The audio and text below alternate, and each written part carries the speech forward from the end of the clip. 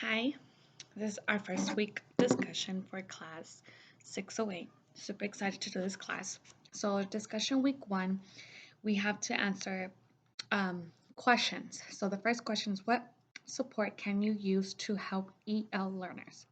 Well, the videos that I watch, I really liked how they use technology to help reading and writing. And I think that's one strategy that I will use to help my EL learners. I can, so I can use technology to help with our e-learners. Example, for students who need help in reading and writing, especially reading. So text to speech. This is where they can listen to the text rather than having to read. I think this is a really great idea. I honestly wish when I have dyslexia. So with my math, I get my numbers messed up as well with reading. I have trouble with reading.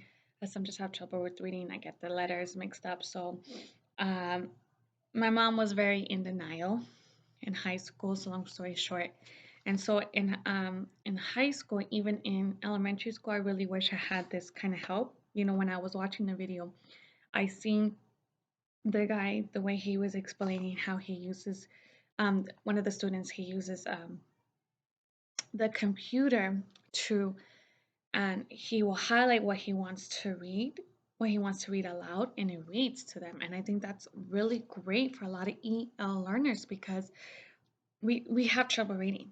And sometimes we feel embarrassed to read aloud in front of the classroom or even in group discussions or even just reading overall. And to have that, I think that's such a great experience to use for the children and to support them to build their self-confidence and to build their reading skills. I think that's very great. And I honestly wish I had that in my when I was in school, but now that I'm going to be a future teacher, this is number one thing that I'm going to use to help my EL learners. As well, another thing that I could use is where students can record their voice, where they speak, and the text is when it's and is typed for them. This is for writing. This helps students with their writing skills. I think this is a great another experience for the EL learners. Like again, I wish I had this. You know, as myself, I get very um, embarrassed. I felt very has low self esteem of me speaking to in front of people. And so with this, I think this will be really great for the students. Um, I think another thing is having parents to see, you know, even in the video was talking about how some parents have issues about technology or they even learning. And I think that's another thing. When I have my own classroom, I want parents to come and see how these students are learning, how this technology is actually helping them and advance in their reading and writing skills.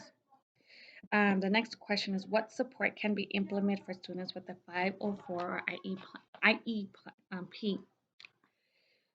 Well, one thing is that I first need to get to know my students. I need to review the 504 and the IEP plan as well. Once reviewing it and looking over and getting to know my students, what needs they need, then I can provide materials and learning tasks of different levels of challenge or provide different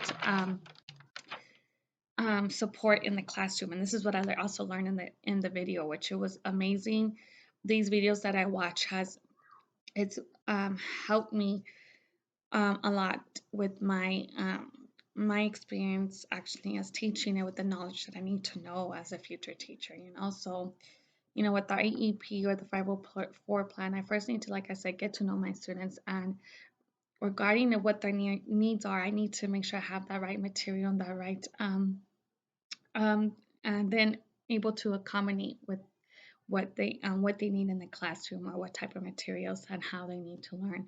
That's one of the things that I will use. Thank you so much, and I hope you enjoy. Bye.